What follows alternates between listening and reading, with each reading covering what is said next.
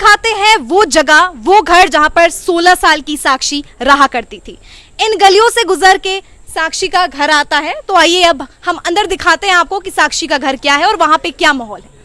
तो अभी हम आ चुके हैं साक्षी के घर में। वो साक्षी जो 16 साल की बच्ची, महज 16 साल की जो बच्ची है, उसको साहिल ने 34 बार चाकू मारकर मार डाला। आज हम उस साक्षी के घर के बाहर खड़े हैं। तो आइए उनके घर वालों से बात करते हैं और जानते हैं इस बारे में कि वो प्रशासन से क्या मांग कर। तो यहाँ पर साक्षी के पिता जो है उनसे थोड़ी बातचीत करते हैं। सर, क्या प्रशासन से मांग कर रहे हैं आप? मैं ही मांग कर रहा हूँ, जैसे वो उसने बेरहमी से मेरे बेटी को मारा है, वैसे उसकी मौत की सज़ा होनी चाहिए। जी, तो इस दुख की घड़ी में हम सब आपके साथ हैं। हम पूरे प्रयास करेंगे कि हम अपने चैनल से दर्शकों को ये और प्रशासन तक ये पहुंचाए। तो और आप इस विषय पे क्या बोलना चाहिए कि कल को किसी और की बेटी के साथ ये ना हो? जी, किसी और की बेटी के साथ ऐसा ना हो, इसीलिए सज़ा की मांग कर रहा हूँ। साहिल और साक्षी के बारे में, क्या उनके रिश्तों के बारे में किसी भी प्रकार की जानकारी उपलब्ध थी आपके पास?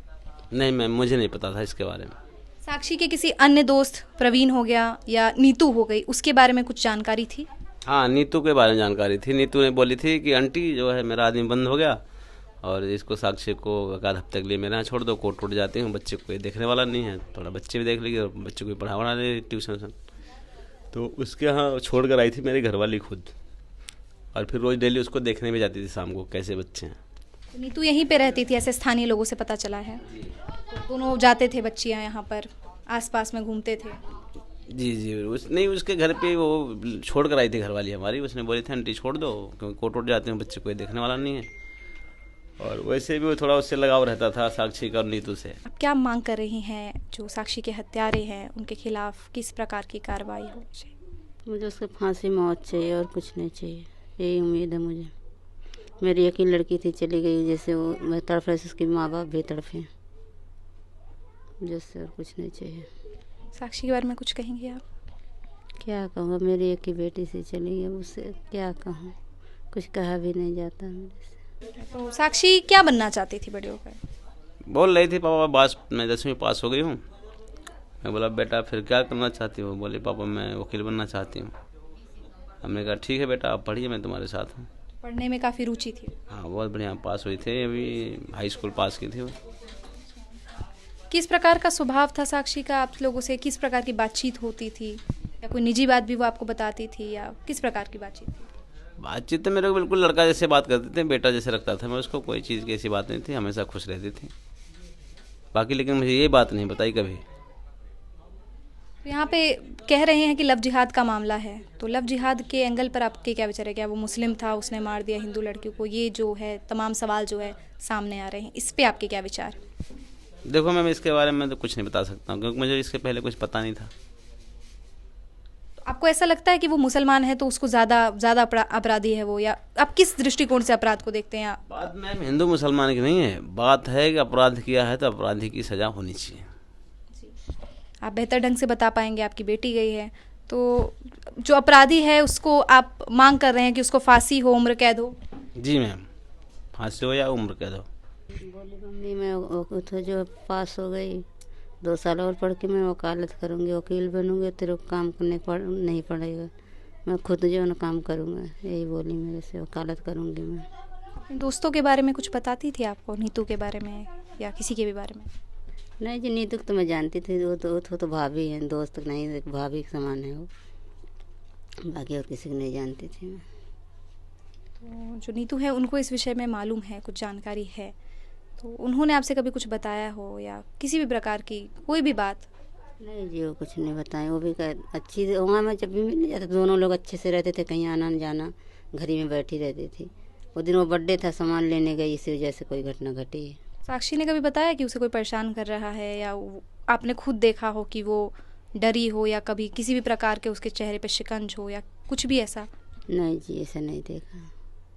उस दिन भी मैंने बात किया, लेकिन उस दिन भी कुछ नहीं बताया। जिस दिन संडे के दिन भी बात किया मैंने 1:30 बजे, लेकिन हंस के बात की, लेकिन कुछ बताई नहीं उसने। जब ये सब कुछ हुआ वहाँ पर लोग जो थे वो बचा सकते थे, तो उन लोगों ने भी कोई सामने नहीं आया? आप ही के इलाके के लोग हैं, वहाँ के लोग हैं, कोई भी वहाँ पर सामने नहीं आया, तो इस पर क्या कहना चाहेंगी?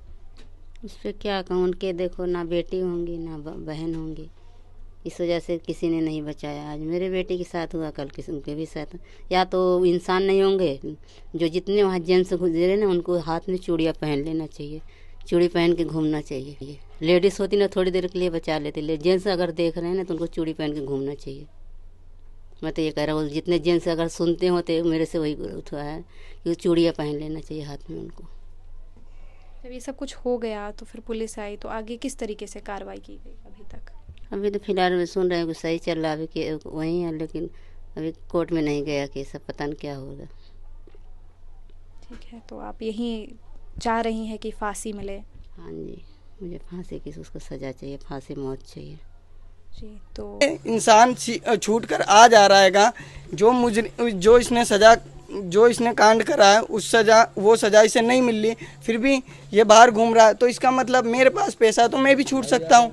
तो इससे प्रशासन की गलती है, जिसके कारण ये लोग बाग आए दिन ऐसे कांड करे जा रहे हैं। मेरा तो यही कहना है मैम, जो ये कांड 11 साल की लड़की के साथ हुआ था, फिर भी उसे मौलाना को ये सज़ा नहीं मिली, तो ये भी जो टेररिस्ट जो कांड करा है ये भी छूट जाएगा। जब उस मौलाना को ये सज़ा नहीं मिली जो उसका हकदार था वो, तो ये टेररिस्ट जो इसका हकदार है तो इसको भी नहीं मिलेगी। क्योंकि प्रशासन इसमें ढील दे रही है, इसमें कोई निंदा कर ही नहीं रही। जब निंदा करेगी तभी तो प्रशासन इसे सज़ा दे पाएगी। लोगों का क्या है, लोग बाग तो देख कर आते जाते, लोगों की तो आँख बंद रहती है।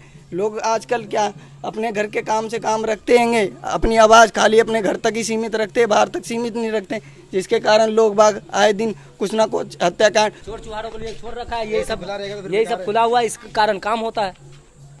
बस मैडम, हम तो इतना ही कहना चाहेंगे। आप क्या कहना चाहते हैं, इसे बंद करा दिया जाए? हाँ, ये टॉयलेट किसी और चीज़ में जगह काम आ जाए ना, वो सही रहेगा। काम में आ जाए बढ़िया है। चाहे पारा के किसी की कोई चीज़ बन आपने जाए। देखा है यहाँ पे नशे करते हुए लोगों को? जैसे इसी में करते हैं, बहुत लोग जाते हैं अंदर। देखती है, अभी वो एक तुम्हारे सामने आया ही था, निकला था। देखो किस किस को रोकेंगे, किस किस को नाम भी बोलेंगे। तो नहीं लिया जा सकता, बाल बच्चेदार आदमी है, किसका नाम लेगा? बस हम इतना देखते हैं कि सब नशेड़ी रहता है, इसके ऊपर नशा पानी करते हैं। अब क्या करते हैं नहीं करते हैं, कौन देखने गया? नहीं देखता है, सब अपने से मतलब रखते हैं, चाहे कोई कुछ भी कर रहा हो, किसी को कोई मतलब नहीं। पुलिस वाले हैं वो तो ऐसे ही हैं, 2-4 हज़ार रुपये मिल जाते हैं, खा लेते हैं। जो प्रशासन है उससे गुजारिश है, प्रशासन को सख्त कार्रवाई करनी चाहिए, ऐसे शख्स को फांसी ज़रूर मिलनी चाहिए। तो अभी हमने उनकी माँ से बात किया, साक्षी की माँ से बात किया और जाना कि क्या है। अभी हम साक्षी के घर पे ही मौजूद हैं, आप देख सकते हैं ये साक्षी का घर है।